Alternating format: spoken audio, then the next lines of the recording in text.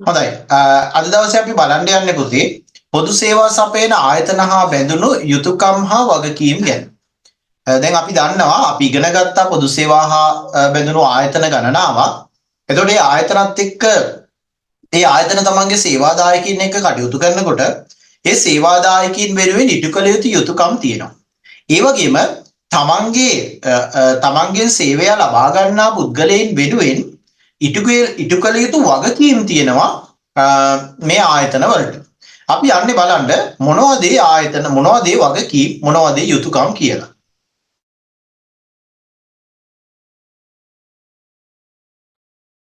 හරි. අපි මතක ඇති අපි මුල ඉඳලා පිළිවෙලට ඉගෙන ගත්තා පොදු සේවා සපයන ආයතන. අපි දැන් බලන්න යන්නේ මේ ආයතන කීපයක යුතුයකම් මොනවද වගකීම් මොනවද කියලා. අපි දන්නවා ජල සම්පාදනය ලංකා පුරාම කරන්නේ ජාතික ජල සම්පාදන හා ජලාපවාහන මණ්ඩලය විසින්. ජාතික ජල සම්පාදන හා ජලාපවාහන මණ්ඩලය තමයි ලංකා පුරාම පානීය ජල පහසුකම් ලබා දෙන්නේ. එතකොට එයාගෙන් ඒ ආයතන වලින් ඉටු යුතු යුතුයකම් තියෙනවා. ඒ වගේම පුතේ ඒ ආයතන වලින් තමන්ගේ සේවාදායකීන්ට ඉටු යුතු වගකීම් තියෙනවා. අපි බැලුවොත් එහෙම පිරිසිදු පානීය ජලය සපයන එක යාළගේ වගකීමක් වෙනවා. දැන් අපි බොහොම විශ්වාසවන්තව තමයි මේ ජලය භාවිතා කරන්නේ. අපි සාමාන්‍යයෙන් දන්නවා වෝටර් බෝඩ් එකෙන් දෙන වතුර කියලා අපි සාමාන්‍යයෙන් අදහස් කරන්නේ. ඒතර වෝටර් බෝඩ් එකෙන් දෙන වතුර නම් පිරිසිදු කරලා තියෙන්නේ, ඒවට කිමිකල් දාලා තියෙන්නේ, ඒ වගේ අපද්‍රව්‍ය නැහැ කියලා අපිට විශ්වාසයක් තියෙනවා. ඒ වගේම ඒගොල්ලෝගේ වගකීමක් තියෙනවා අඛණ්ඩව සේවාව සපයන්න. අපි දන්නවා වෙනත් පහසුකමක් වගේ නෙවෙයි ජලය නොමැති වුණොත් මිනිස්සු සෑහෙන අපහසුතාවයට ලක් වෙනවා. විශේෂයෙන්ම නගරබද ප්‍රදේශවල ආයි වෙන ජලය සපයා ගන්න වෙන මාර්ගයක් නැහැ. ඒ නිසා ජල සැපයුම අඩාලුනොත් එහෙම ඒ ජල සැපයුම ලබා ගන්න මිනිස්සු සෑහෙන අසරණතාවයටපත් වෙනවා. ඒ නිසා ඒගොල්ලෝගේ වගකීමක් වෙනවා සේවාව අඛණ්ඩව සපයන්න. ඔයගොල්ලෝ දන්නවා සමහර ප්‍රදේශවලට අලුත් වැඩියා සඳහා ජල සැපයුම නවත්තනවා නම් ඒක පිළිබඳවත් කල්ැතුව දැනුම් දීමක් කරනවා. විශේෂයෙන් මාධ්‍ය මගින් ප්‍රචාරය කරනවා ජලය ලබා දෙන්නේ නැහැ කියලා. ඒ තරම් අවශ්‍ය නිසා. ඊළඟට ජලය අපත යාන එක වළක්වන්න ඕන. ජලය කියන්නේ සම්පතක්.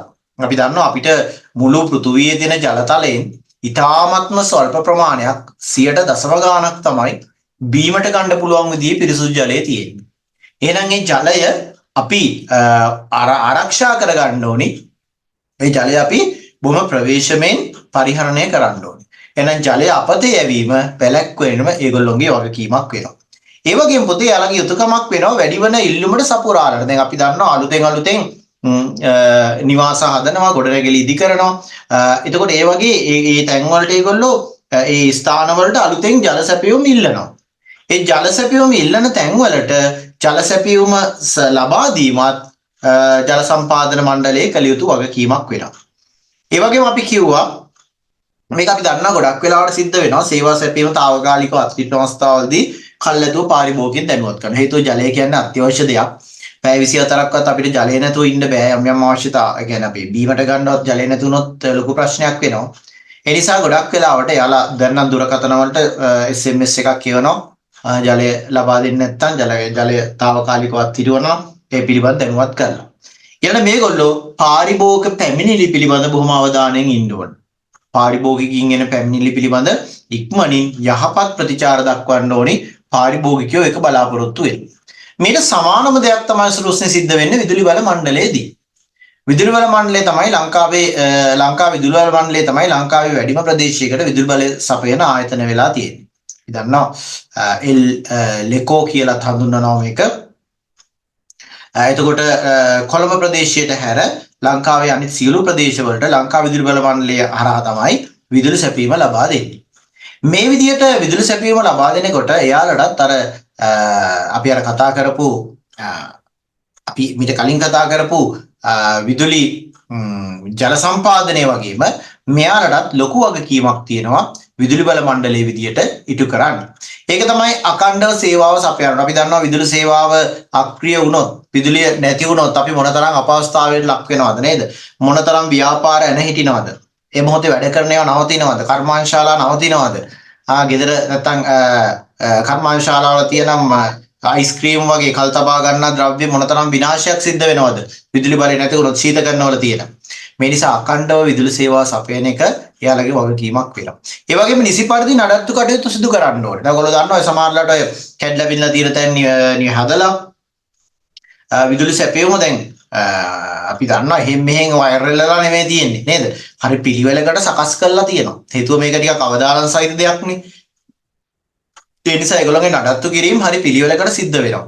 ඒ වගේම තමයි අර ලයිට් ලයින් වලට අතු අදින ඒවා, ගස් තියෙන ඒවා ඔයගොල්ලෝට අත්දැකීම් ඇති නේද?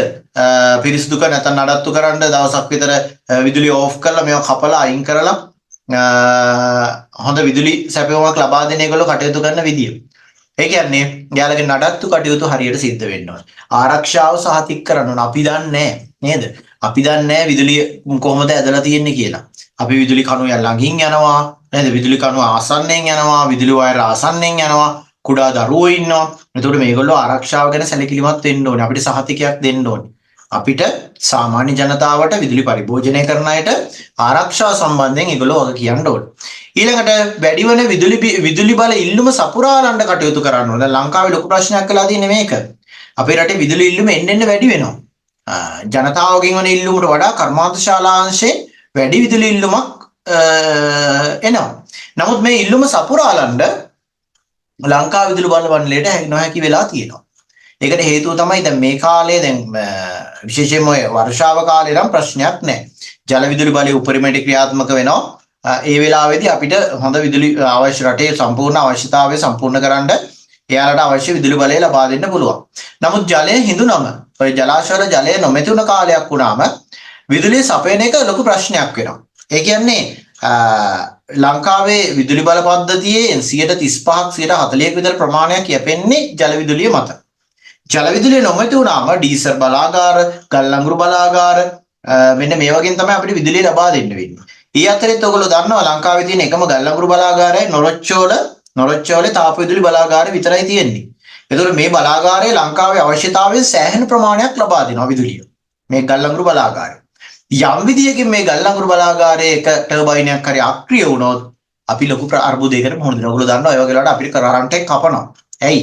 විදුලි සැපයුම ලබා දෙන්න විදුලි බල මණ්ඩලයට හැකියාවක් නැහැ ඒ වගේ වුණොත්. ඒ වගේ අවස්ථාවලදී ඇතැම් වෙලාවට ඒගොල්ලෝ විදුලිය ලබා දෙන්නේ පෞද්ගලික අංශයෙන් විදුලි බිල දීලා. ඒ කියන්නේ පෞද්ගලික විදුලි බලාගාර තියන අය ඉන්නවා. විශේෂයෙන්ම විශාල ඩීසල් විදුලි බලාගාර තියන අය ඉන්නවා.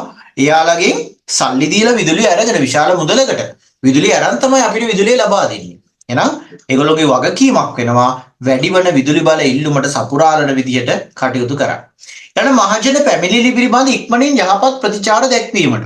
ඔයගොල්ලෝ දන්නවද විදුලි බල මණ්ඩලයේ ඉලක්කම් 4ක අංකයක් හඳුන්වලා දීලා තියෙනවා.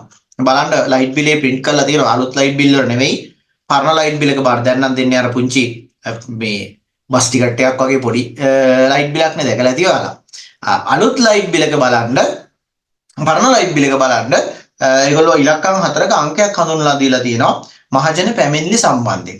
ඒ කියන්නේ අපි විදුලිය සම්බන්ධ පැමිණිලි දැන් අපි ප්‍රදේශයේ තියෙන විදුලි රැහැන් පද්ධතියක් කැඩිලා තිබ්බොත් විදුලි රැහැන් පද්ධතියක් අක්‍රිය වෙලා තිබ්බොත් තැතැම් වෙලාවට අවදානම් සහිත වෙන්න පුළුවන්. අපි කියනකොට එයාලා ක්‍රියාත්මක වෙන්න ඕනේ. එහෙම නොවුනොත් එහෙම එක ගැටලුවක් වෙන්න පුළුවන්. ඒ නිසා මහජන පැමිණිලි පිළිබඳ මේගොල්ලෝ ඉක්මනින් හා යහපත් ප්‍රතිචාරයක් දක්වන්න ඕනේ. ඇතැම් වෙලාවට පුතේ විදුලි සැපයුම බිඳ වැටෙන අවස්ථාවකදී ඒවා ඉක්මනින් යථා තත්ත්වයටපත් කරන්න මෙයාලා කටයුතු කරන්න ඕනේ. ඒක නම් අපි දන්නවනේ රාත්‍රී කාලේ වුණත් ලයිට් නැහැ කිව්වොත් එහෙම කරන්ට් එක නැහැ කිව්වොත් මෙයාලා විදුලි සැපයුම නැවත ලබා දෙන්න ලොකු උත්සාහයක් ගන්නවා. විශේෂයෙන්ම අත්දැකීම් ඇති ඔයාලා සාමාන්‍ය නගරයක් ආසන්නයේ නම් ජීවත් වෙන්නේ සාමාන්‍යයෙන් පැය 3ක් 4ක් ඇතුළත වගේ විදුලිය අක්‍රිය වුණොත් විදුලි සැපයුම ලබා දෙනවා. ඔයගොල්ලෝගේ නිවසට පමණක් නෙවෙයි ප්‍රදේශීය විදුලි අක්‍රිය වීමක් බිඳ වැටීමක් සිද්ධ වෙලා තිබ්බොත් පැය 2 3 4 වගේ යනකොට විදුලි සැපයුම ලබා දෙනවා. ගොඩක් නගරයකින් නැත්නම් විදුලි උපපොලෙන් එහෙම නැත්නම් විදුලි අධිකාරී බල ප්‍රදේශයේ ඈත කරන් ඔයගොල්ලෝ ඉන්නේ. ඇතැම් වෙලාවට දවසක් වගේ ගත වෙනවා විදුලි බිඳ වැටීමකදී ලබා දෙන්න. නමුත් එයාලා හැකි ඉක්මනින් එක යථා තත්ත්වයටපත් කරනවා. ඇතැම් වෙලාවට රාත්‍රී කාලේ ඇවිල්ලා මේගොල්ලෝ මේ අලුත් වැඩියා කිරීම කරනවා. රාත්‍රී අපිට විදුලිය අවශ්‍ය නිසා. ඊළඟට අපි බලන ආයතනය වෙනවා සෞඛ්‍ය සේවය. සෞඛ්‍ය සේවය අපි හැමෝම සේවාව ලබා ගන්න ආයතනයක් නිෂිනි. නේද? සෞඛ්‍ය සේවාව දායක නොවුණු සෞඛ්‍ය සේවාව ලබා නොගත්ත කෙනෙක් නැති තරම්. ඒ තරම් අපි සෞඛ්‍ය සේවයත් එක්ක බැඳලා ඉන්නේ. අපි නිතරම අසනීප වෙනවා. අපේ හිතවත් අය අසනීප වෙනවා. අපේ ඥාතීන් අසනීප වෙනවා. මේ වගේ වෙලාවල් වලදී අපිට පිහිටට එන්නේ වෛද්‍යවරු සහ රෝහල. එහෙනම් රෝහලට ගියාම රෝහලේ නේවාසිකව ප්‍රතිකාර ගන්න වුණාම රෝගීන්ට නිසි ප්‍රතිකාර සපයන එක පොදු සේවා සපයන ආයතන වලින් ඉටු වෙන්න ඕනි යුතුයකමක් වෙනවා. රෝගීන්ට නියමිත ආකාරයට සේවා සපයන එක. ඊළඟට රෝගීන්ට භාවිතයට සුදුසු ඖෂධ වර්ග පමණක් ලබා දෙන්න ඕනේ. දැන් ඕගොල්ලෝ දන්නවා මේ දවස්වල අපේ රටේ ලොකු ප්‍රශ්නයක් තියෙනවා. හිටපු සෞඛ්‍ය ඇමතිවරයා අත්අඩංගුවට අරන් ආරක්ෂිත බන්ධනාගාරගත කරලා තියෙනවා. ඒකට එක හේතුවක් තමයි භාවිතයට නුසුදුසු ඖෂධ ලංකාවට ගෙන්වන්න එතුමාගේ අනුමැතිය ලැබුණා කියන එක. අපි දන්නවා පහුගිය කාලේ දැන්ට මාස 6කට 8කට විතර උඩදී ලංකාවේ කීප දෙනෙක් මිය ගියා ඖෂධ විසවීමෙන්. විශේෂයෙන්ම එන්නත් නිර්වින්දන එන්නත් විවිධාකාරයේ ඔපරේෂන් සඳහා භාවිතා කරන එන්නත් වර්ග ඖෂධ වර්ග ප්‍රතිජීවක ඖෂධ විසවීමෙන් අපේ රටේ මරණ ගණනාවක් ඇති වුණා. ඒක රැල්ලක් වගේ එක දිගට සිද්ධ වෙන්න ගත්තා. ඒ කාලය තුළ කරපු හොයා බැලීම් වලදී අපිට මතුවුණ දේ තමයි භාවිතයට නුසුදුසු යල් පැන ගිය බාල විදිහ ඖෂධ අපි අඩු මිලට ගෙනල්ලා තියෙනවා කියන එක. අනේ ඉතින් එතනදී සෞඛ්‍ය සේවයේ වගකීමක් වෙනවා භාවිතයට සුදුසු ඖෂධ වර්ග සපයන එක. අපි දන්නේ නේද? අපි දන්නේ නැහැ නේ රුස්නි. අපි හොස්පිටල් එකට ගිහිල්ලා දෙන බෙහෙත් තරම් අපි බොනවා. වෛද්‍යවරයෙක් නැත්නම් නර්ස් කෙනෙක් අපිට ඉන්ජෙක්ෂන් එකක් විදින්න අනුමත කරලා තිබ්බොත් ඉන්ජෙක්ෂන් එකක් විදිනවා නම් අපි ඒක විදින්න ඉඩ දෙනවා. අපි දන්නේ නැහැ ඒක. අපිට ඒක දිහා බලලා සාමාන්‍ය කෑමක් නම් අපිට බලන්න ගඳ සුව දාලා හරි බලන්න පුළුවන් මේක නරක වෙලාද? මේක හොඳයිද? නැත්නම් පොඩ්ඩක් කාලා බලන්න පුළුවන් මේකේ රස හොඳද? සුවඳ බලන්න පුළුවන්. නමුත් ඉතින් ඖෂධයක අපිට එහෙම කරන්න තේරෙන්නේ නැහැ. ඒ සඳහා විශේෂඥ පුහුණුවක් ලැබුව පිරිසක් ඉන්නවා පරීක්ෂා කරන්න. ඒතර අපි ඖෂධයක් ලබා ගන්නේ සෞඛ්‍ය සේවය පිළිබඳ තියෙන විශ්වාසය. ඔවුන්ගේ වගකීමක් වෙනවා භාවිතයට සුදුසු ඖෂධ වර්ග සපයන එක. ඊළඟට යාළගේ තවත් වගකීමක් තමයි බෝ වන හා බෝ නොවන රෝග වැළක්වන්න කටයුතු කිරීම. අපි දන්නවා ලංකාවේ ශීඝ්‍ර වේගයෙන් බෝ නොවන රෝග බෝ වීගෙන යනවා. මොනවද අපි බෝ නොවන රෝග කියන්නේ? හෙම්බිරිස්සාව සෙම්පතිස්යාව පුතේ බෝ වන රෝගයක්. ඒ කියන්නේ ඔයා සෙම්පතිස්යා ආසාදිකයෙක් නම් ඔයාගේ කෙලබිඳිති වලින් හුස්මෙන් තව කෙනෙකුට හැදෙන්න පුළුවන්. ඔව්. දියවැඩියාව වගේ අනිත් අයට වෙන්න තියෙනවා. ඔව් දියවැඩියාව, අදිරුදුර පීඩනය, පිළිකා මේ වගේ දේවල් එක්කෙනෙකුට තිබුණා කියලා අනිත් එක්කෙනාට හැදෙන්නේ නැහැ. ඒ වගේ රෝගයක් එක්කෙනෙකුට තිබ්බා කියලා ඒ ළඟ ඉන්න කෙනාට එයාගෙන් ඒ රෝගය බෝ වෙන්නේ නැහැ. ඒක කියනවා බෝ නොවන රෝග කියලා.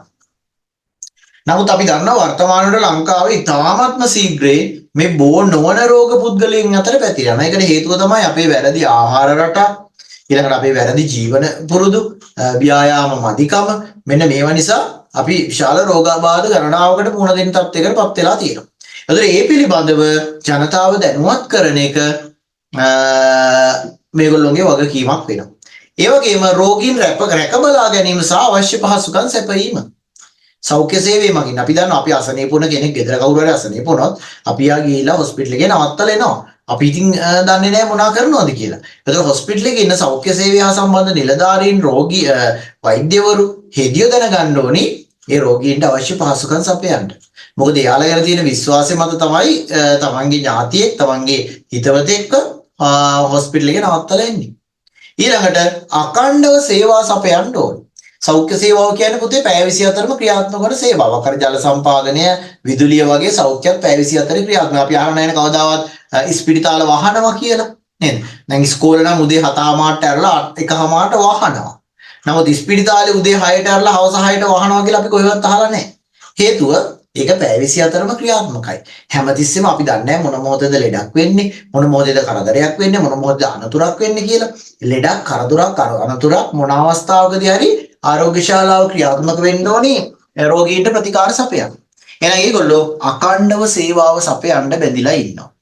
වෛද්‍ය උපදෙස් සැපයීම හා දැනුවත් කිරීමත් එයාලා කළ යුතු යුතුකමක් වෙනවා.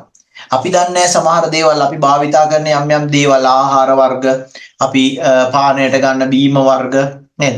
මේවා පිළිබඳ ජනතාව දැනුවත් කරන්න ඕනි වෛද්‍යවරු සෞඛ්‍ය සේවාව මගින්. එතකොට තමයි අපි දැනුවත් වෙන්නේ ඒ පිළිබඳව. එහෙනම් අපි අපේ සේවාව ගැන බලමු. අධ්‍යාපන සේවාව. අපි හැමෝම ලබා ගන්න සේවාවනේ අධ්‍යාපන සේවාව. නේද? උදේ 7:00ට ගිහිල්ලා හවස 1:00 වෙනකම් පාසලේ රැඳිලා ඉන්නවා කියන්නේ රුස්නි අපි අධ්‍යාපන සේවාව අත්විඳින අය තමයි. අධ්‍යාපන සේවාව ලබා දෙනවා පුතේ පාසල් වලින්, විශ්වවිද්‍යාල වලින් සහ පෞද්ගලික රෝහල් නෙවෙයි පෞද්ගලික පාසල් වලින්. අධ්‍යාපන සේවාව සපයනවා පාසල් වලින්, විශ්වවිද්‍යාල වලින්, පෞද්ගලික පාසල් සහ පෞද්ගලික විශ්වවිද්‍යාල වලින් අධ්‍යාපන සේවාව සපයනවා. එතකොට ඒ ආයතනවල වගකීමක් තියෙනවා පුතේ නිසි පරිදි අධ්‍යාපනය ලබා දෙන්න. දැන් ඔයාලා ඉස්කෝල බලන්නකෝ. ටයිම් ටේබල් එකක් හදලා වෙනම ගුරුවරු දාලා ඔයාලා පන්ති කාමර වලට එකතු කරලා ඔයගොල්ලන්ට අවශ්‍ය පහසුකම් දීලා ඩෙස්ක් පුටු දීලා හැමදේම දීලා නිසි අධ්‍යාපනයක් දෙන්න තමයි සූදානම් වෙන්නේ. නිසි අධ්‍යාපනයක් දෙන්න තමයි කටයුතු කරන්නේ. පාසලේ වෙලාව අනවශ්‍ය පරිදි අපතේ නොහැර ඔබට උපරිම අධ්‍යාපනයක් ලබා දෙන්න පුළුවන් විදියට හැමදේම සංවිධානය වෙන්නේ පාසල් එන්නේ දරුවෝ අධ්‍යාපනය ලබා ගන්න. එතකොට ඒ ආයතනවල වගකීමක් තියෙනවා ඒ පාසල් එන දරුවන්ට නිසි පරිදි අධ්‍යාපනය ලබා දෙන්න. ඊළඟ දේ තමයි නිපුණතා සංවර්ධනය කිරීම. මේ දරුවෝ තුළ තියෙන පාසලට එන දරුවෝ තුළ තියෙන දක්ෂතා හඳුනා ගන්න වෙන අධ්‍යාපන ආයතන. ඒ කියන්නේ ආයතන හඳුනා ගන්න බෑ ආයතනවල සේවකයෝ. ආයතනවල සේවකයෝ විදිහට අපි දකින්නේ ගුරුවරු, කතිකාචාර්යවරු මේගොල්ලෝ තමයි මේ කියන ආයතනවල සේවකයෝ වෙන්නේ. එහෙනම් ඒගොල්ලෝ ගුරුවරු මේ දරුවන්ගේ දක්ෂතා හඳුනාගෙන ඒ දක්ෂතා සංවර්ධනය කරන්න කටයුතු කරනවා. ඒ වගේම තමයි පුතේ දරුවෝ සමාජානුයෝජනය වෙන්නේ පාසලේදී. අපි දන්නවා පහේ පන්තිය දක්වා නැත්නම් වසර 5ක් දක්වා ගෙදර ඉඳලා එකේ පන්තියේදී අම්මගේ අතේ ඉඳලා පාසලට යන දරුවා තමයි පස්සුව සමාජයට එකතු වෙන්නේ. එහෙනම් පාසල තුලදී දරුවෙකු සමාජයට එකතු කිරීම, සමාජයට ගැළපෙන දරුවෙක් කිරීම, සමාජානුයෝගී කිරීම පාසලේ වගකීමක් වෙනවා. සමාජයට වැඩදායක දරුවන් බිහි කිරීම පාසල් වල වගකීමක් වෙනවා. ඒ වගේම තමයි පුතේ පුරවැසියෝ ගැන කතා කරලා අපි දන්නවා ජාතික පොදු අරමුණු වලත් එකක් තමයි සමාජයට වැඩදායි පුරවැසියෙකු බිහි කිරීම. අපේ අධ්‍යාපනයේ අරමුණක්. අපේ අධ්‍යාපනයේ අරමුණ කියලා නෑ සල්ලි හොයන්න පුළුවන් ළමෙක් බිහි කිරීම කියලා. හොඳ රස්සාවකට යන්න පුළුවන් ළමෙක් බිහි කිරීම කියන එක නෙවෙයි අධ්‍යාපනයේ මූලික අරමුණ වෙන්නේ. අපේ අධ්‍යාපනයේ පොදු අරමුණු 10ක් තියෙනවා. ලංකාවේ අධ්‍යාපනයේ පොදු අරමුණු 10ක් තියෙනවා. ජාතික පොදු අරමුණු කියලා අපි ඒවට කියනවා. ඔයාලක සමහර පන්ති කාමරවල ප්‍රදර්ශනය කරලාත් ඇති. නැත්නම් හෝල් එකටම එක තැනක ප්‍රදර්ශනය කරලා ඇති. එහෙමත් නැත්නම් ඉස්කෝලේ ඔෆිස් එකේ ප්‍රදර්ශනය කරලා ඇති. කවුරුද දැක්කද අධ්‍යාපනයේ පොදු අරමුණු කියලා තියෙනවා? දැකලා තියෙනවද කවුරුහරි? සමහරලාට මෙතන රුස්නි දමිදු නම් දැකලා ඔයගොල්ලෝගේ පාසල් ටිකක් අර රජයේ පාසල් වලට වඩා පොඩි වෙනස්කම් තියෙන නිසා ඒ වගේ නැතුව ඇති. නමුත් සෙනුක මින්කෙත් නිෂි නිවාලා දැකලා ඇති පාසල් වල තියෙනවා රජයේ පාසල් නිසා ඔයාලගේ. දැකලා නැද්ද සෙනුක? ජාතික අධ්‍යාපන ජාතික පොදු අරමුණු කියලා ගහලා තියෙනවා. දැකලාම නැද්ද? නෑ සර්. නෑනේ. ඔව් ජාතික පොදු අරමුණු කියලා අපි සාමාන්‍ය ඉස්කෝලේ ප්‍රදර්ශනය කරනවා ඒකයි. එතනින් පළවෙනිම අරමුණ තමයි රටට වැඩදායී දරුවෙකු බිහි කිරීම.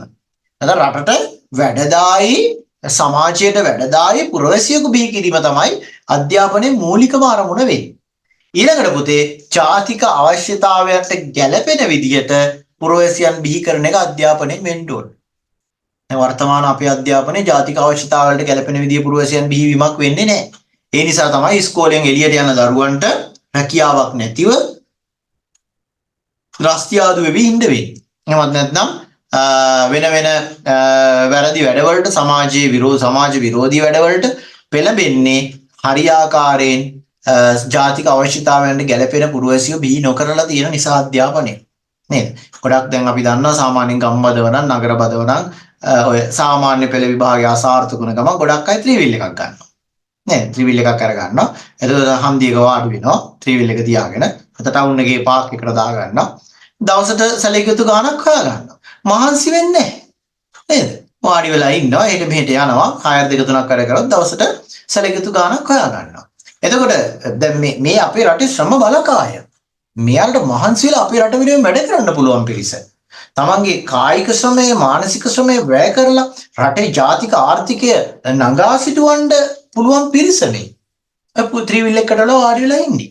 හේතුව තමයි එයාලට ගැළපෙන විදිහ අධ්‍යාපනයක් අපේ බිහි නොවීම.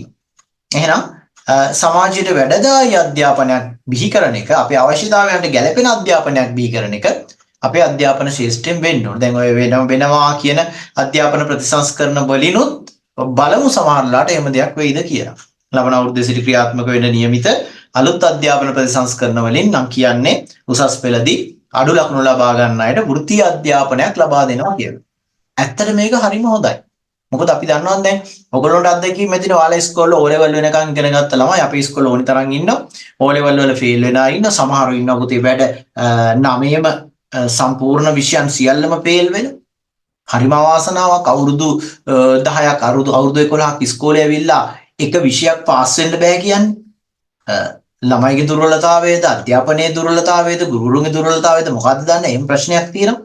එතකොට මේගොල්ලෝ එක අවතාවක් O level කරලා ගෙදර නවතිනවා. සමානලා දෙවෙනි සැරේ ප්‍රයිවට් කරලා ඒත් අසාර්ථක වෙනවා. ඊට පස්සේ යාළුට මොකද වෙන්නේ? සමාජයට බරක් ඒ පිරිස. නේද? පහුවෙන්ද වෙනකොට රැකියාවක් කරන්න යාළුට බෑ. දැන් ඔයාලා හිතන්නකෝ දැන් ඕගොල්ලෝ ඉන්නේ 8 පන්තියේ. ලබන අවුරුද්දේ 9 පන්තියේ 10 පන්තියේ 11 පන්තියේ. 11 පන්තියෙන් ඔයාලට ගෙදර යන්න කියනවා කියන්නකෝ. ඔයාලට පුළුවන් ද පහුවෙන්ද රැකියාවක් කරන්න? බෑනේ. ඇයි? අපි මේ ඉගෙන ගන්න විෂයන් වලින් රැකියාවක් කරන්න පුළුවන් විදිහ විෂයන් අපි ඉගෙනගෙන නැහැ. නේද? අපි ගණිතය ඉගෙන ගනි. නමුත් ඔයාලට මේ 11 පන්තියේදී කියලා ඉංජිනේරුවෙක් කරන ටික කරන්න බෑ. ගණිතයෙන් හොඳටම සමත් වෙලා තිබ්බත්. අපි විද්‍යාව ඉගෙන ගනි. නමුත් වෛද්‍යවරයෙක් නර්ස් කෙනෙක් කරන දේ ඔයාලට කියලා කරන්න බෑ. නේද? ඇයි? ඒකට හේතුව තමයි අපි විෂයක් පිළිබඳ අවබෝධය තිබ්බට අපිට වෘත්තියක් පිළිබඳ අවබෝධයක් නැත්නම් වෘත්තියක් පිළිබඳ අපිට දැනීමක් නැත්නම් අවබෝධයක් ලැබෙන්නේ නැහැ. ඒ නිසා තමයි අවශ්‍ය වෙලා තියෙන්නේ අධ්‍යාපන ශාස්ත්‍රයට විශේෂයෙන්ම උසස් පෙළ අධ්‍යාපන ශාස්ත්‍රයට රටට ගැළපෙන විදිහේ පුරවැසියන් බිහි කරන්න. යම් විදියකින් විෂයන් සඳහා නැත්නම් ඉගෙන ගන්න දුර්වල නම් යාව යොමු කරන්න ඕනි වෙනත් ශාස්ත්‍රයට. ඕනි තරම් තියෙනවානේ.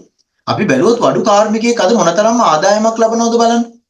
වඩු කාර්මිකයෙක් මොනතරම් ආදායමක් ලබනවද? මේසන් බාස් කෙනෙක් මොනතරම් ආදායමක් ලබනවද හරි විදියට වැඩ කරොත්? ඊළඟට බැලුවොත් කාර්මිකයෙක් මොනතරම් ආදායමක් ලබනවද? මේ මොටර් මෙකැනික් කෙනෙක් වාහනයක් හදන කෙනෙක් කොච්චර ආදායමක් ලබනවද? එතකොට ඒ ශාස්ත්‍රයට යන්නේ කොච්චර පරක්කු වෙලාද? ඉස්කෝලේ ගිහිල්ලා O level කරලා එතනත් මොකක් හෝ විෂයක් කරන් A level කරලා A level fail වෙලා තියෙන කෝස් එකක් දෙකක් කියවම කරලා එකක්වත් කරගන්න බැරි වෙනව නේද? හරියට කරගන්න බැරි වුණොත් තව වාස් කෙනෙක් ගාව අත්උදව්වට ගිහිල්ලා එහෙම තමයි පුද්ගලයෙක් ඔය කියන දැනටපත් වෙන්නේ. දැන් දක්ෂ මෝටර රථ කාර්මික ශිල්පියෙක් වෙන්නේ එයා සෑහෙන කාලයක් වැඩ කරලා. එතකොට පාසලේදී පුළුවන් නම් මේ අධ්‍යාපනය ලබා දෙන්න අවුරුදු 16-17 වෙනකොට එයා අවුරුදු 20ක් විතරට පාසලෙන් එළියට යන්නේ යම්කිසි විශේෂීත්වයක් පිළිබඳ යම්කිසි රැකියාවක් පිළිබඳ අත්දැකීම් ඇතුව. නේද? එතකොට නිෂිනී ඉස්කෝලෙන් එළියට යන දරුවට පහුවෙන්දම පුළුවන් කොහේ හරි වැඩ කරන්න.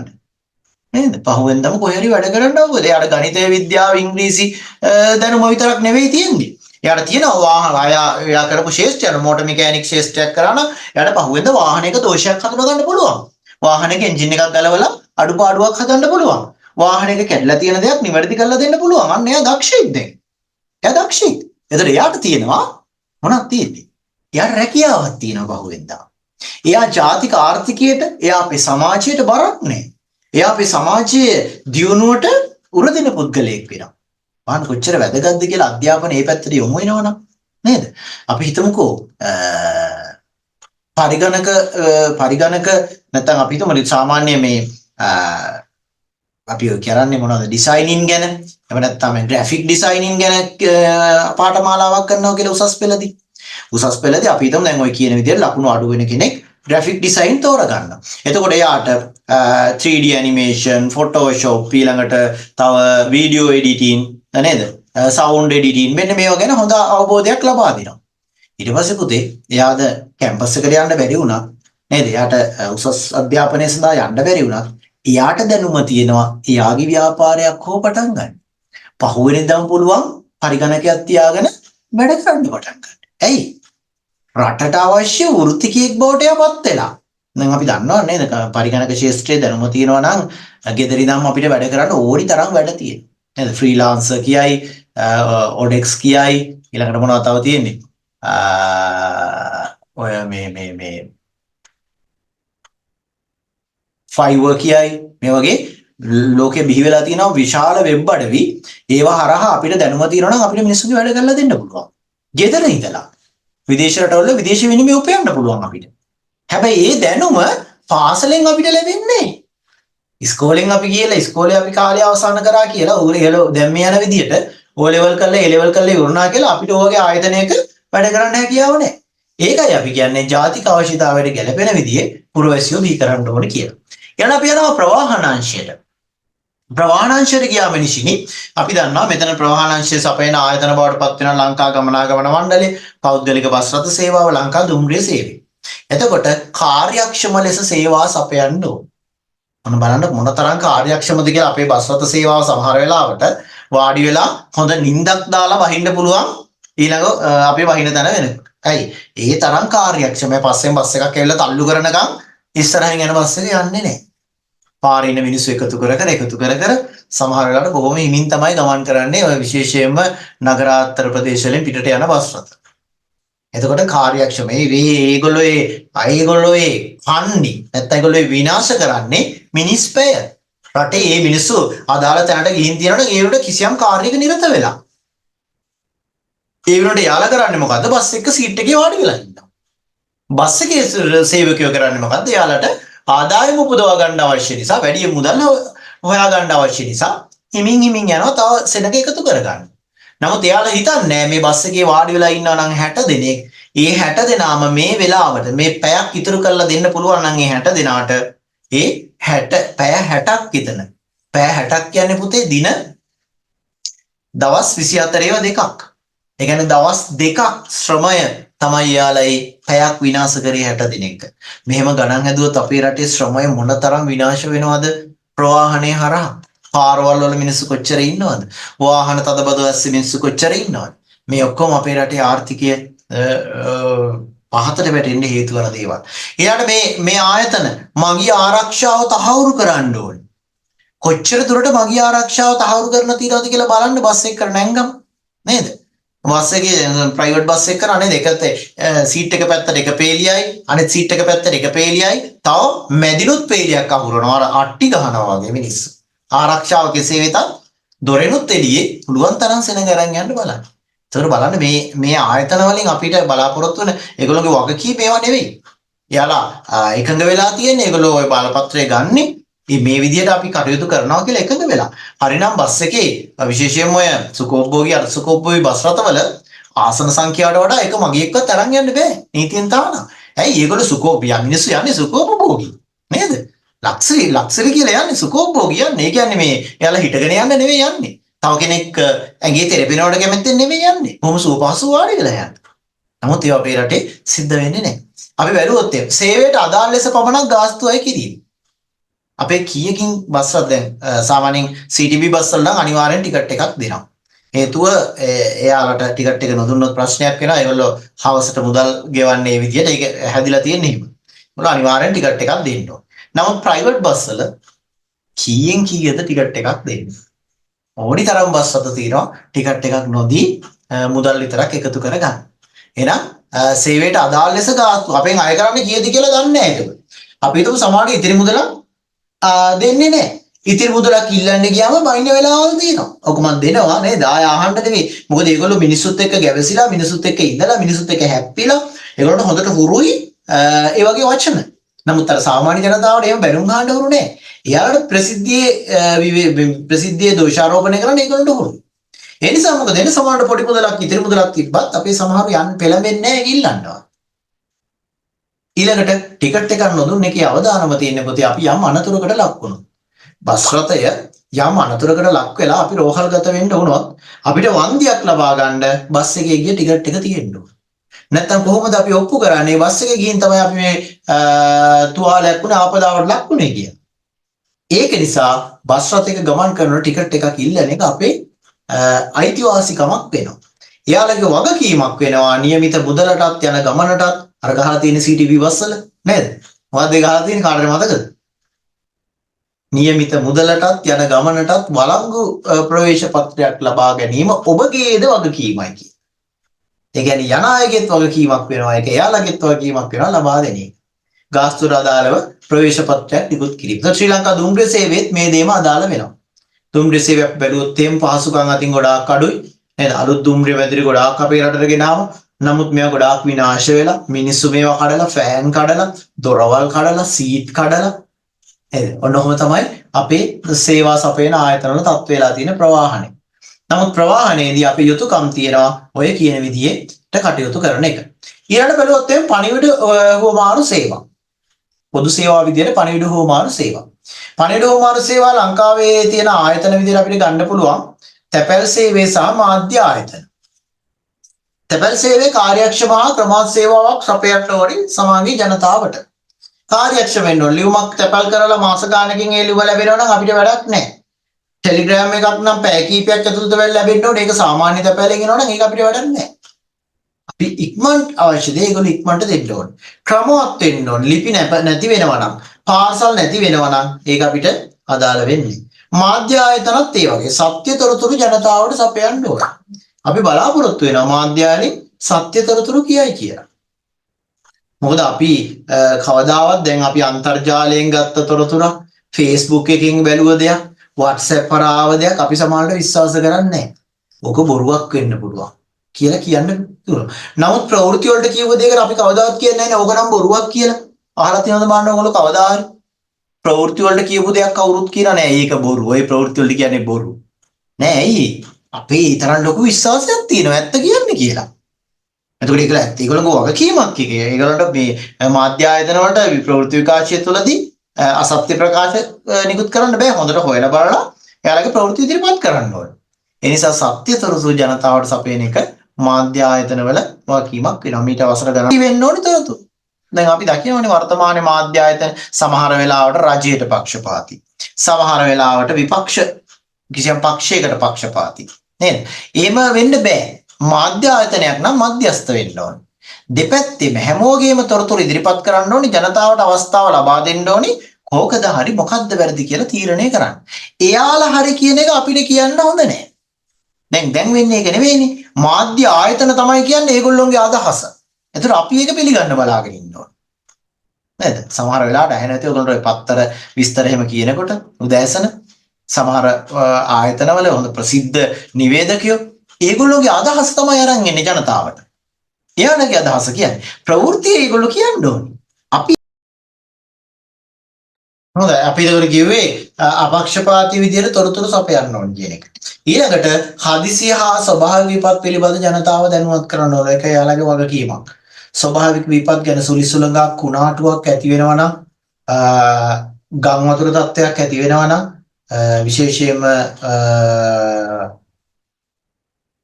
මුහුදු ආසන්නයේ සුනාමි තත්ත්වයක් ඇති වෙනවා නම් ඒ පිළිබඳ ජනතාව දැනුවත් කරන එකත් මේ පණිවිඩ හෝමාරු නැත්නම් මාධ්‍ය ආයතනවල වගකීම් ගණයට වැටෙනවා.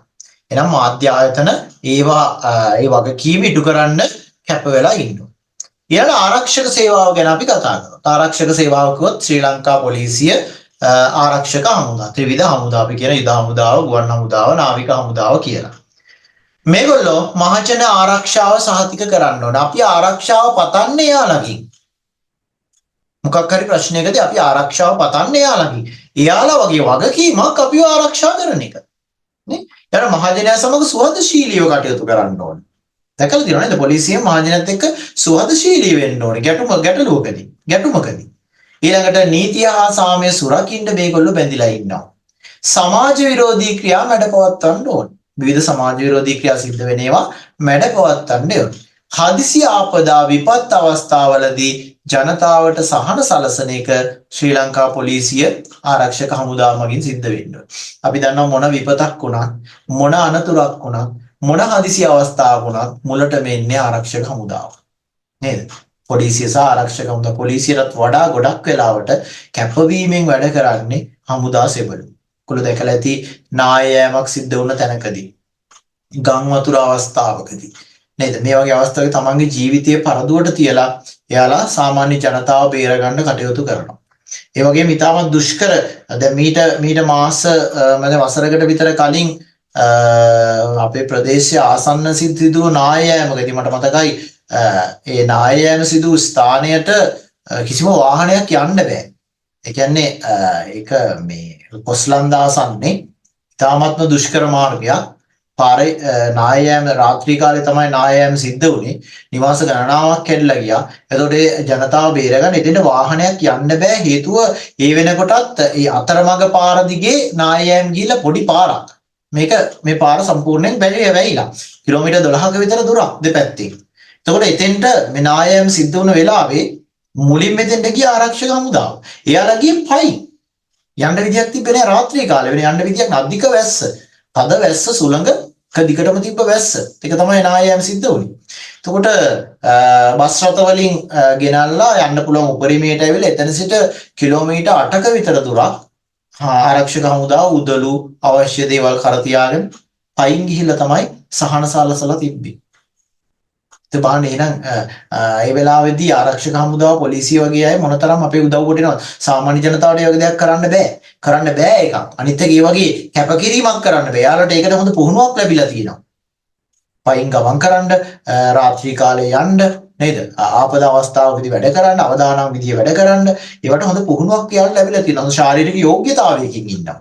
ඒ නිසා හදිසි අවස්ථාවකදී විපත්වලදී ජනතාවට සහන සලස්සන්න පොලිසිය ආරක්ෂක හමුදාව තමයි ගොඩක් වෙලාවට ඉදිරිපත් වෙන්නේ. අනතුරක් වුණත් ඒ වගේනේ.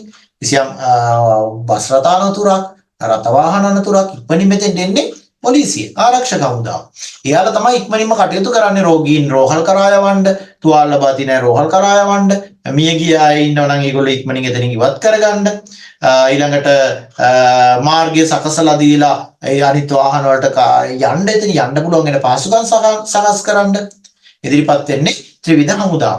එන ආරක්ෂක අංශත් කැපවීමෙන් යුතුව වැඩ කරනු ලබනවා. හොඳයි. සමුපකාරය සදිල් සමුපකාරයට අපි කියන තව නමක් තියෙනවා. මොකක්ද? ඔය ටවුන් වල තියෙන අපි කිව්වේද?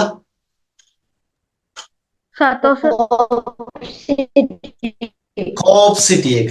පුතේ සතොස කියන්නේ සම්පකාරය නෙවෙයි. ඒ සතොස කියන්නේ සමුපකාර තොග වෙළඳ සංස්ථාව. ඒක වෙනම ආයතනයක්. සමුපකාරය කියන්නේ වෙනම ආයතනයක්. එතකොට සමුපකාරය ගොඩක් දැන් ජනප්‍රිය කෝප් සිටි කියන එකකින්. නාගරිකව ගොඩක් නගරවල කෝප් සිටි එකක් තියෙනවා. ඒක තමයි සම්පකාරය කියන්නේ. සම්පකාරය කියන එක පුතේ අවශ්‍යතාවය මීට වඩා තදින් තිබ්බා මීට කලින්. දැන් නම් අපි දකින්නේ ටවුන් එකේ තියෙන එක ආයතනයක් විතරයි ඒක. සමහර වෙලාවට ගොඩක් අය මේකට යන්නෙත් නැහැ. හේතු ගොඩක් තියෙනවා. එකක් තමයි අපි ওই බලාපොරොත්තු වෙන දේවල් ඒකේ නැහැ කියන තත්ත්වයන් වර්තමානයේ නැහැ. ඒ නිසා තමයි අපි යන්නේ. මෙතන කියනවා දැන් ගුණාත්මක සේවාවක් සැපයීම. ගොඩක් වෙලාවට යාළගේ තියෙන බඩු ඇතම් වෙලාවට පරණ වෙලා. කාලීන අවශ්‍යතාවයන්ට ගැළපෙන ලෙස සේවා නවීකරණය කිරීම. එහෙම දෙයක් දකින්නෙත් නැහැ අපි. ඊට වඩා වර්තමානයේ පෞද්ගලික මේ වෙළඳසැල් නැත්නම් ෆුඩ් සිටි වල නේද මේවා ඊට වඩා නවීකරණය වෙලා අලුත් වෙලා ලස්සනට තියෙනවා. ජනතාවට පහසු සලසනවා. විවිධාකාරයේ වට්ටම් දෙනවා. ආකර්ෂණීය වට්ටම් දීලා ගෙන්න ගන්නවා. ත්‍යාග ලබා දෙනවා. භාණ්ඩයක් නොමිලේ ලබා දෙනවා. ඒව හරහා මිනිස්සු පෙළඹිලා අර වෙනත් ආයතන වලට යන සමුපකාරය ඒ වගේ දෙයක් අපි දකින්නේ නැහැ. නිකන් සාම්ප්‍රදායික වෙළඳාම් කිරීමේ රටාවක් තමයි දකින්නේ. ඒ නිසා මිනිස්සු යෝගෙන් ඈත් වෙලා. නවීකරණයක් අපි දකින්නේ නැහැ. එළ පාරිභෝගික සේවා පහසු මිලට සැපයීම. ඒක අපි දකින්නෙත් නැහැ. සමහර වෙලාවට පෞද්ගලික ව්‍යාපාරිකයෝ සමුපකාරයට වඩා අඩු මිලට භාණ්ඩ ලබා දෙනවා. ඒකට හේතු තියෙනවා. සමුපකාරයට යම් නීති රීති තියෙනවා. ඒගොල්ලොන්ට ලබා දෙන මුදලක් මිලක් තියෙනවා. ඒ මිලට තමයි ලබා දෙන්නේ. නමුත් පෞද්ගලික ව්‍යාපාරිකයන්ට විශාල ප්‍රමාණයෙන් භාණ්ඩ ලබා ගන්න ලොකු අට්ටමක් ලබා ගන්න පුළුවන්. ඒකින් කොටසක් ජනතාවට පාරිභෝගිකයන් ලබා දීම හරහා ඒගොල්ලෝ ආකර්ෂණීය වෙළඳාමක් කරගෙන යනවා. එතකොට සමුපකාරය ප්‍රතික්ෂේප වෙලා සාමාන්‍ය ජනතාව නැත්නම් පාරිභෝගිකයෝ පෞද්ගලික ව්‍යාපාර කරා යන්න පෙළඹිලා තියෙනවා.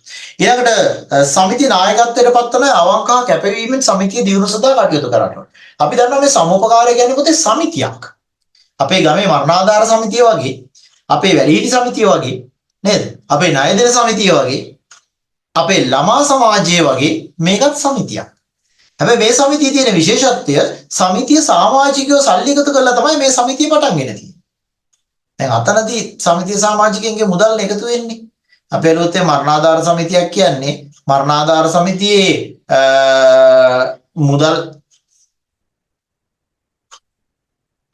මරණාධාර සමිතියට මුදල් එකතු වෙන්නේ සමාජිකයෝ තියෙන්නේ. සමුපකාර සමිතියත් ඒ වගේ.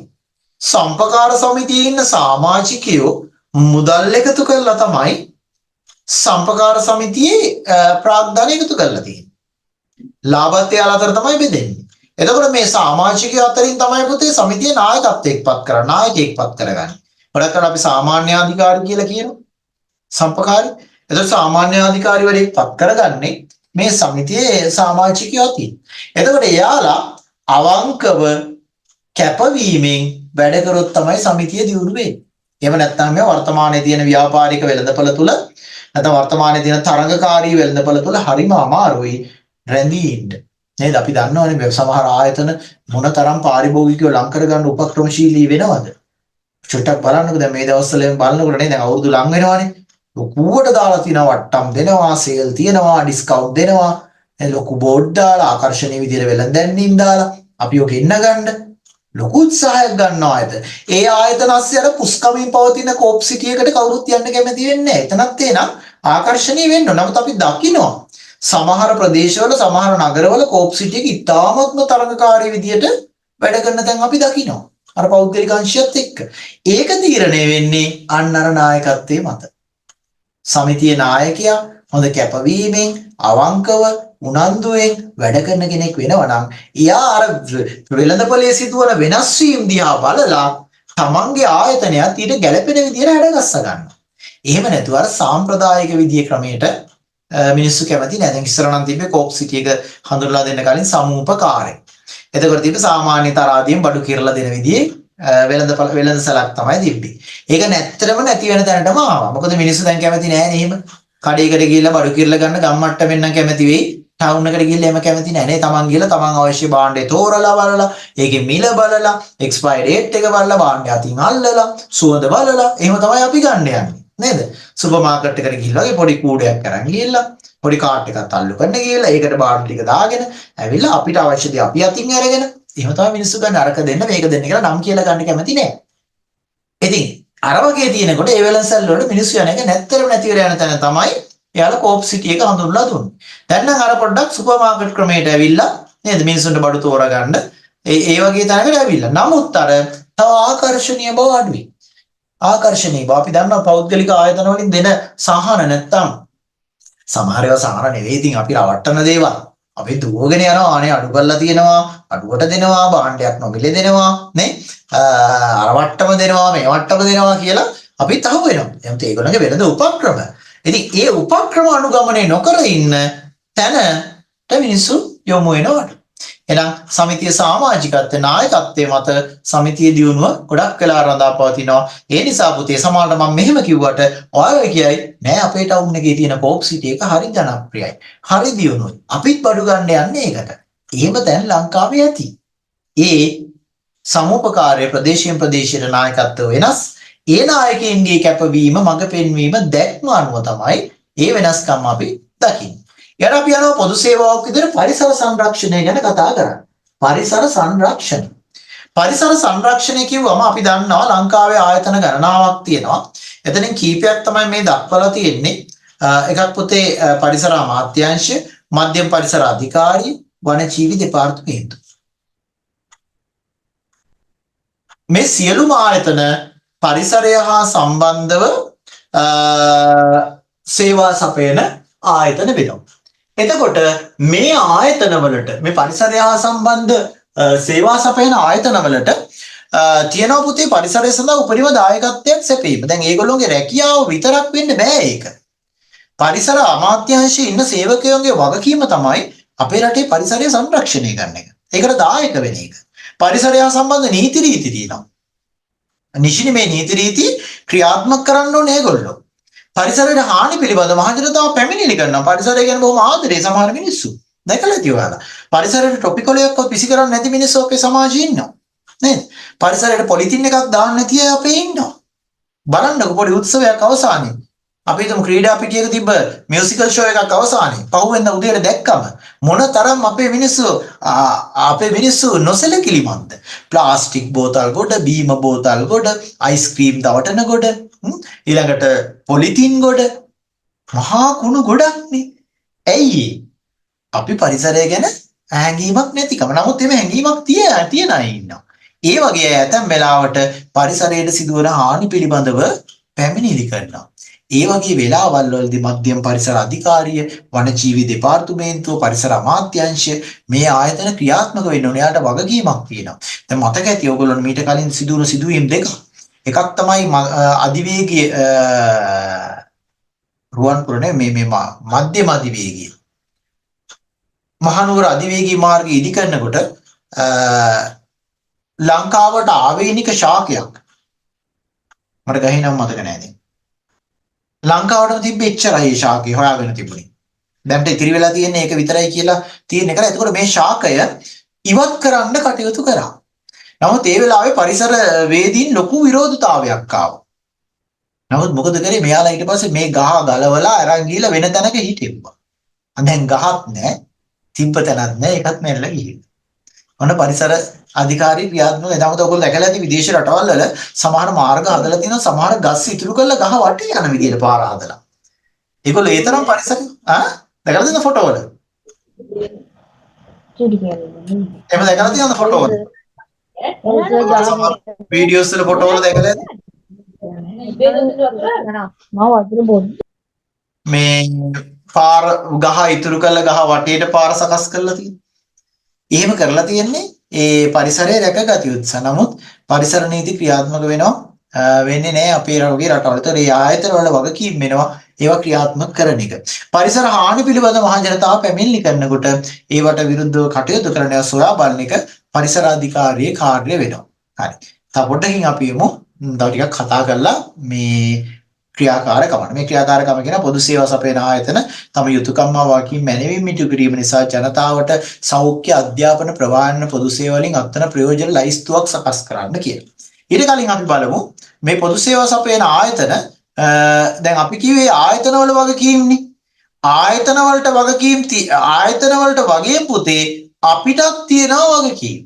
අපි මහ ජනතාව. නැත්නම් අපි තමයි මේ පොදු සේවා මින්කෙන් භුක්ති විඳින්නේ. ඒ පොදු සේවා භුක්ති විඳින අපිට තියෙනවා යුතුයකම්, අපිට තියෙනවා වගකීම්. හරි. අපි කියමුකෝ ඔයාලන් අහලා බලමු පොඩ්ඩක්. ජල සම්පාදනය අපේ මොනවාද තියෙන වගකීම් යුතුයකම්? ජල සම්පාදන හා ජලාපවාහන මණ්ඩලය වෙනුවෙන් අපි මොනවද කළ යුතු දේවල්? කියන්නකෝ බලන්න ඔයාලා මුලින්ම. ජල සම්පාදන හා ජලාපවාහන වෙනුවෙන් අපි මොනවද කියන්නේ? ඔව්. අරපිරිමැත්මේ පාවිච්චි ඔව්. වතුර දෙනවා කියන පළියට වතුර පාවිච්චි කළ යුතු නැහැ. විදුලිය දෙනවා කියන පළියට විදුලිය පාවිච්චි කළ යුතු නැහැ. අපි අරපිරිමැස්මක් තියෙන්න ඕන. නේද? අරපිරිමැස්මක් තියෙනවා. සමහරවිට ඕගොල්ලෝ හිතා වතුර බිල නම් ලොකු බිලක් නෙවෙයිනේ පොඩි බිලක් නෙන්නේ. නේද?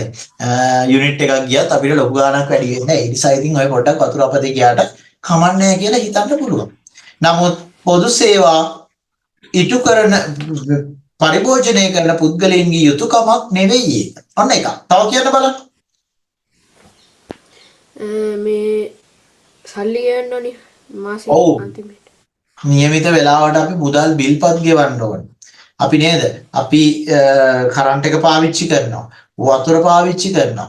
ඒ වෙනුවෙන් ඒගොල්ලෝ ගාස්තුවක් අය කරනවා. ඒකට හේතුව පුතේ ඒ ආයතන නඩත්තු වෙන්නේ ඒ මුදල් අපි ගෙවුවොත්. අපෙන් ලැබෙන මුදලෙන් තමයි ඒගොල්ලෝගේ සේවකීන්ගේ පන්නඩි ගන්න රජයෙන් ගෙවන බව ඇත්ත. නමුත් රජයට අවශ්‍ය මුදල් හොයාගන්න ඒ ක්‍රමේ. සේවකීන්ගේ වැටුප් ගෙවන්න, ඒ උපකරණ මිලදී ගන්න, වාහන නඩත්තු කරන්න නේද? ඊළඟට ඒ අවශ්‍ය අමතර කොටස් උපාංග ලබා ගන්න, වතුර නම් ජලය නම් ජලය පිරිසුදු කරන්න මේ දේවල් වලට එයාලා මහන්සි වෙන්නේ, ඒගොල්ලෝ කැප වෙන්නේ, ඒගොල්ලෝ භාණ්ඩ මිලදී ගන්න අපෙන් ලැබෙන මුදලින්. එහෙනම් අපේ වගකීමක් තියෙනවා නිසි වේලාවට අදාළ බිල්පත් ගෙවන එක. තව මොනවද අපි කරන්නේ? හිතලා බලන්න තව. පොදු සේවා සපයන ආයතන ප්‍රයෝජන ගන්න අපි විසින් කළ යුතු යුතුකම් මොනවද කියලා?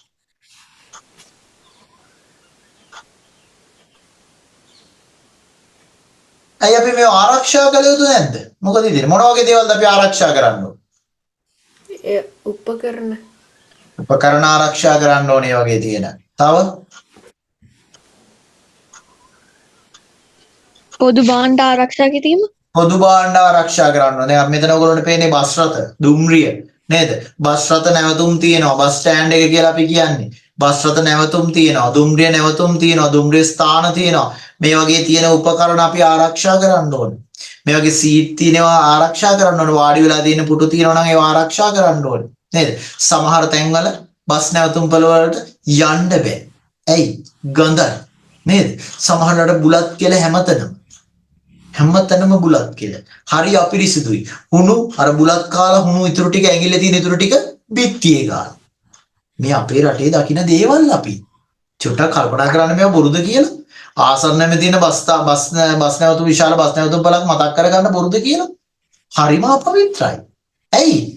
අපේ යුතුයකමක් මේ අපේ දෙයක්. මේක කවුරුත් රැකලා දෙන්නේ නැහැ. අපි ඕනි මේක රැකගන්න. අපි මේක රැකගත්තේ නැත්තම් නැවත වතාවක් රජයට මුදල් දීලා මේව අලුත් වැඩියා කරන්න වෙනවා. රජය මුදල් වියදම් කරනවා කියන්නේ අපෙන් එකතු කරගන්න මුදල්. ඒතර මේ මුදල් එකතු කරගන්න රජය ආයසරයක් බදු වැඩි කරන්න වෙනවා. නේද? අපෙන් ලබා ගන්න මුදල වැඩි කරගන්න වෙනවා. එහෙනම් අපි දැනගන්න ඕනේ ඒ වගේ දැන් අපි බලමු එක එක ආයතන සම්බන්ධයෙන් තියෙන යුතුයකම්. ඔන්න තියෙනවා වෙනම තියෙනවා. ජල සම්පාදනය සම්බන්ධ. මේ දෙකටම ගොඩක් වෙලාවට එකයි. ජල සම්පාදනය සම්බන්ධයෙන් පුතේ අපේ වගකීමක් තියෙනවා. ජලය අර පිරිමැස්මෙන් ප්‍රයෝජනට ගන්න ඕනේ. ජලය අපතේ යවන්න හොඳ නැහැ. දැන් ගොඩක් වෙලාවට ජල සම්පාදන මණ්ඩලය හරහා දෙන්නේ බීමට ජලය. දැන් මේ කාලේ පෞගේ කාලේ මතක ඇති ලංකාවේ ජලය යම් ප්‍රශ්නයකට මුහුණ දුන්නා. නේද? දැන් සති 3ක විතර කාලයක තද දරුණු පෑවිල්ලත් ආවා. ඉඩෝරේ තත්යකට එමින් තිබුණේ. එහෙම නැත්නම් නියගයකට තත්යකටපත් වෙමින් තිබීදී තමයි මේ අද ඊයේ ලංකාව පුරාම වර්ෂාපතනයක් ලැබුණේ. වැස්ස නේද? ඊයේ අද. ඔව්. ඒ වර්ෂාපතන තත්ත්වයක් ඇති වුණේ ලංකාවම දරුණු නියගයකට යමින් සිටියේදී. හැබැයි කියලා තියෙන මේක తాවකාලික තත්ත්වයක් කියලා. ඒ කියන්නේ 22 21 22 23 වැසි වාර කීපයක් ලැබෙනවා කියන එක තමයි කාලගුණ විද්‍යා දෙපාර්තමේන්තුව කියලා තියෙන්නේ. ඉන්පසු නැවත වතාවක් අර උෂ්ණාධික කාලගුණ තත්ත්වය මැයි මාසයේ දක්වා බලපවත්වනවා කියලා තමයි කියලා තියෙන්නේ. දැන් කාලගුණ නිවේදන ගොඩක් නිවැරදි. ඉස්සර නම් වහිනවා කිව්වොත් වහින්නේ නැහැ. වහින්නේ නැහැ කිව්වොත් වහිනවා. එහෙම තමයි ඉස්සර කාලගුණ නිවේදන ආවේ. පොඩක් ඒක සමාජයේ විහිළුවටත් ලක් වෙලා තිබ්බ. කාලගුණ නිවේදනය කියනවා නම් හෙට වහිනවා කියලා මිනිස්සු සාමාන්‍යයෙන් කියන ආබාය නැතුන් හෙට යන්න හෙට නම් වහින්නේ නැහැ. ඔයගොල්ලෝ වහිනවා කියනවනේ කියලා. නෑ අද නෑ. අද ඒක 100%ක් නිවැරදි වෙනවා කාලගුණ තොරතුරු. හරියට වෙනවා. දැන් මේ දවස් දෙකේ වැස්ස මම දැක්ක මේ දැන් අර ෆෝන් වල අප්ඩේට් වෙනවනේ. දැන් දින කීපයකට කලින් දැන් සතියකට විතර කලින් තමයි පෙන්නලා තිබ්බේ 21 වැසිබර කාලගුණයක් තියෙනවා. 22 තද වර්ෂාපතනයක් ලැබෙනවා කියන එක සති දෙකකට විතර කලින් පෙන්නලා තිබ්බේ. ඉතින් ඒක හරියටම තියෙනවා. දැන් අද දවසේ හරියට මේ தත්ත්වේ තිබුණා. එහෙනම් මේ අපි දන්නවා ඒතර ජලය අර පිරිමැස්මෙන් පාවිච්චි කරන්න ඕනේ. ඇතැම් වෙලාවල් නියම කාලවලදී පුතේ ජලය සපයන්නේ බීමට පමණයි. ඒතර අපි වාහන සෝදන්න, මල් පැල වලට දාන්න, වගාවන්ට දාන්න ඒ ජලය අපි පරිහරණය කළ යුතු නෑ. ඇතැම් වෙලාවට අපිට හිතන්න පුළුවන් ඕකේ බිල ගෙවන්නේ අපිනේ. ඉතින් අපි මොනවා කරොත් මොකද? නමුත් නෑ ඒක අපේ යුතුයකමක් නෙවෙයි. අපි මේ විදිහට පාවිච්චි කරනවා කියන්නේ කාට හරි බීමට ජලය අඩු වෙනවා. ඒ වැඩේ නිසා.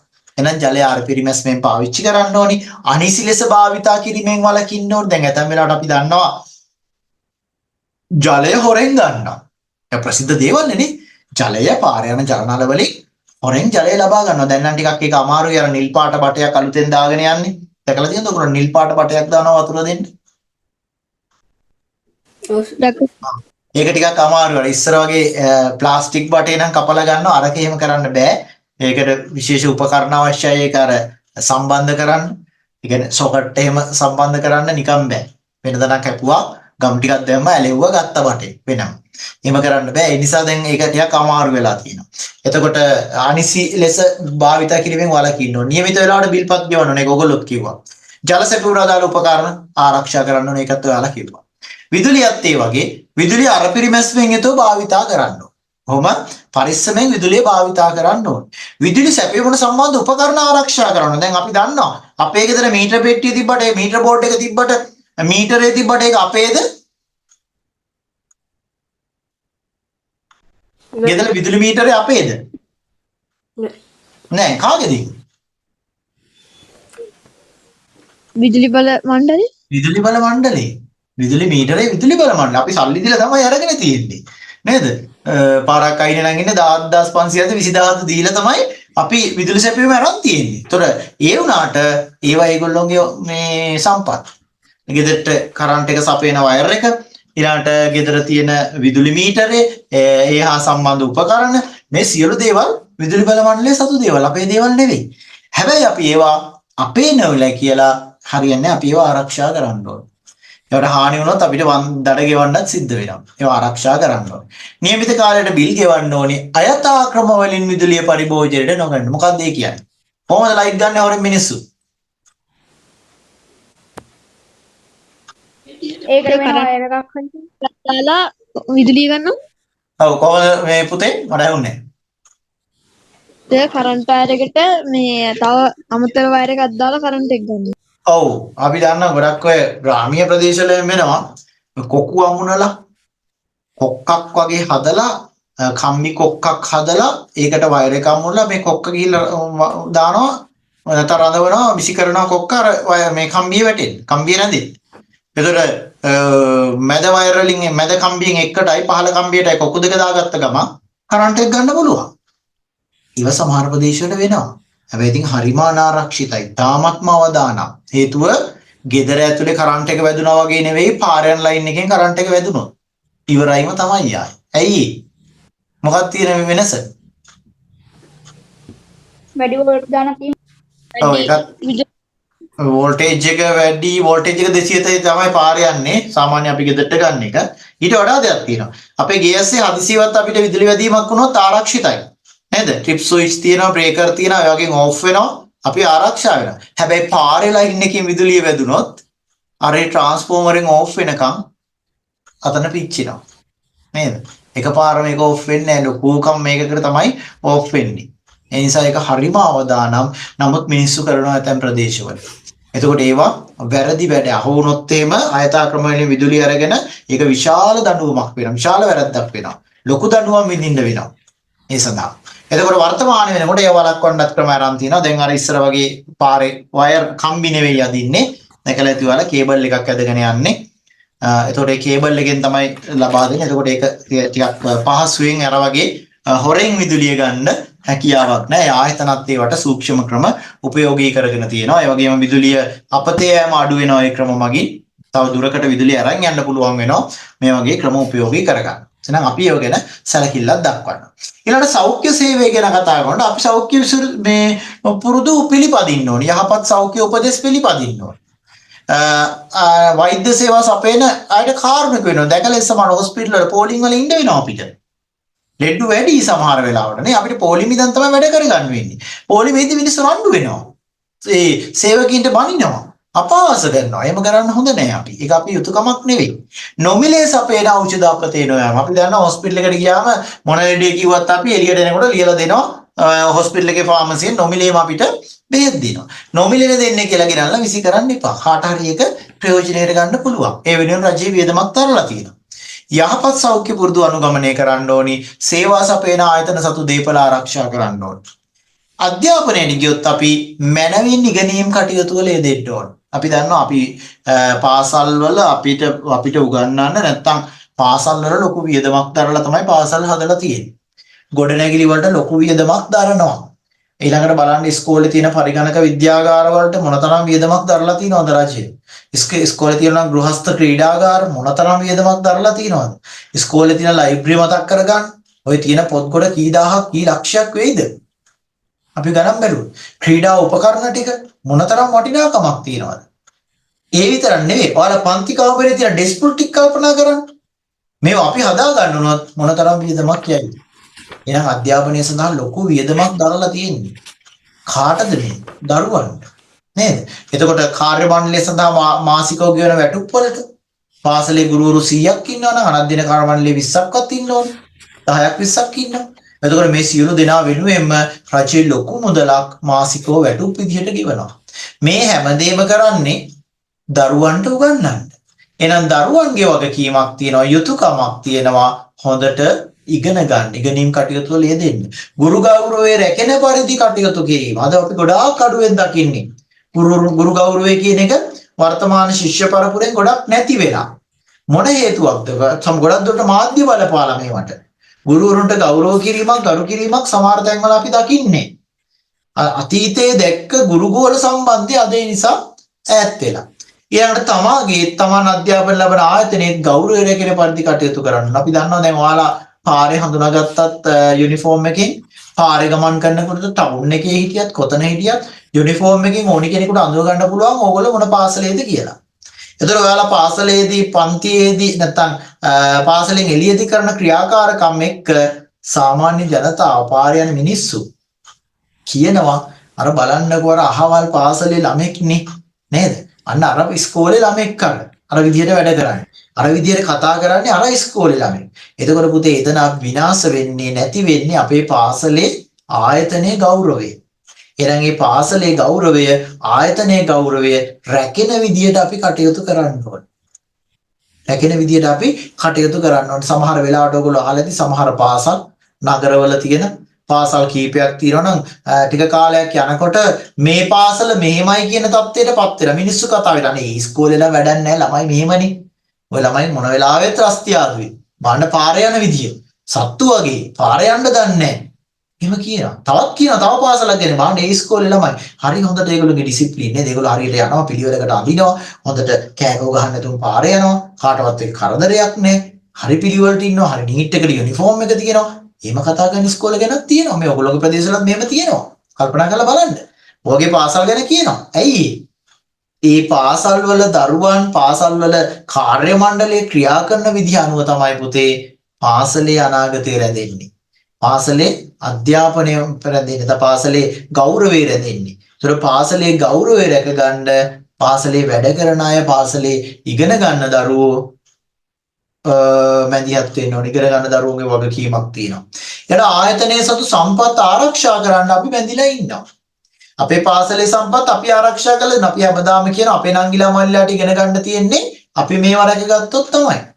එහෙම නැත්නම් ඉක්මනින් ඒවා ලැබෙන්නේ නැහැ.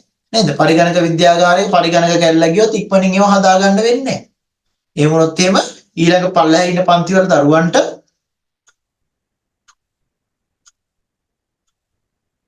පහළ පන්තිවල ඉන්න දරුවන්ට පරිගණක අධ්‍යාපනය ලබා ගන්න පහසුකමක් නැති වෙලා.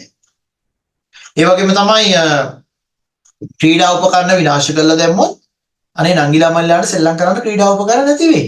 සෙල්ලම් මිදුල් දැන් සෙල්ලම් මිදුල් වල සෙල්ලම් කරන්න නැතුව ඇති. නමුත් මතක ඇති ඔයාලට ප්‍රාථමික අංශයේ සෙල්ලම් මිදුලක් තිබ්බා නේද? මොන්චිල්ලා තිබ්බා, සීසෝ තිබ්බා. එතකොට මේවායින් අපි විනෝද වුණා. අපි මේවා කඩලා බිඳලා දැම්මොත් ඉස්සරහට ඉස්කෝලෙන් ළමයින්ට පදින්න දෙයක් නැති වෙයි. එහෙනම් අපේ ආයතනයේ සතු තියෙන සම්පත් අපි ආරක්ෂා කරගන්න ඕනේ. ඊළඟට පුතේ අනෙක් ශිෂ්‍ය ශිෂ්‍යාවන්ගේ අයිතිවාසිකම් සුරකින්න ඕනේ. අපිට වගේම පාසලේ ඉන්න හැම දරුවටම අයිතියක් තියෙනවා පාසල් එන්න. ඒ හැමෝටම අයිතියක් තියෙනවා. ඒ අයිතිය අපි ආරක්ෂා කරන්න ඕනේ. අනෙත් හැමෝම වෙනුවෙන් තියෙන අයිතිය අපි ආරක්ෂා කරන්න බැඳිලා ඉන්නවා. ඊළඟට පුතේ ප්‍රවාහන ශේෂ්ත්‍රයට යනවා. ප්‍රවාහන ශේෂ්ත්‍රය අපි ගොඩක් දකින දේවල් තමයි නේද? බස් එකේ සීට් කපලා, සීට් ඉරලා, සීට් වල රූප ඇඳලා, කුරුටු ගාලා මෙන්න මේ වගේ දේවල් ඕනි තරම් දකිනවා. එහෙනම් ප්‍රවාහන සේවා අපේ පොදු සේවාවක්. ඒ වගේ දේපල ආරක්ෂා කරන එක අපි විසින් කළ යුතු දෙයක්. සේවාවට අදාළ ගෙවීම් සඳහා අවංක වෙන්න ඕනේ නේද? දුර කෝච්චි වල බස් වල හොරෙන් යන ළමයි ඕනි තරම් ඉන්නවා. පොඩ්ඩක් බලන්නකො හරි ලොකු වැඩක් කරා වගේ කියන්නේ ඊට පස්සේ. මං අද ආවේ ටිකට් ගන්න නැතුව. නේද? එහෙම කියන ඇත්ත අපි අතර ඉන්නවා. ඒ කියන්නේ ඒ සේවා අපි ලබා ගන්නවා කියන්නේ පුතේ ඒ සේවාවන්ට අදාළ ගෙවීම් කරන්න අපි අවංක වෙන්න ඕනේ. අපි සේවාවක් ලබා ගන්නවා නම් ඒ සේවාව ලබා දෙන්න ඒ ආයතනය අපි වෙනුවෙන් යම් වෙහෙසක් ගන්නවා, මහන්සියක් ගන්නවා, කැපකිරීමක් කරනවා. එතකොට ඒ කැපකිරීම, ඒ වෙහෙස, ඒ මහන්සිය නිසා තමයි අපි මේ සේවාව ලබා ගන්නෙ. එතකොට අපේ යුතුයකමක් තියෙනවා ඒ අදාළ ගෙවීම් නියමිත පරිදි සිදු කරන එක.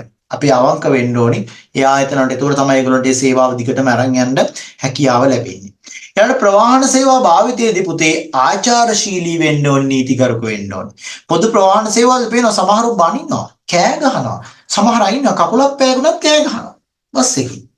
ඉතින් සමහරලාට අත්තරදීමින් එහෙම දේවල් වෙන අපි ආචාරශීලී වෙන්න ඕනේ. නීතිගරුක වෙන්න ඕනේ ප්‍රවාහන සේවා භාවිතා කරනකොට. ඒ වගේම තමයි පොදු ප්‍රවාහන සේවා භාවිතය නිසා තමන්ටත් රටටත් අත්වන ප්‍රයෝජන ගැන අපි දැනුවත් වෙන්න ඕන. අපි කිව්වේ අපිටම පුළුවන් අපේ පෞද්ගලික ප්‍රවාහන සේවාවක් භාවිතා කරන්න.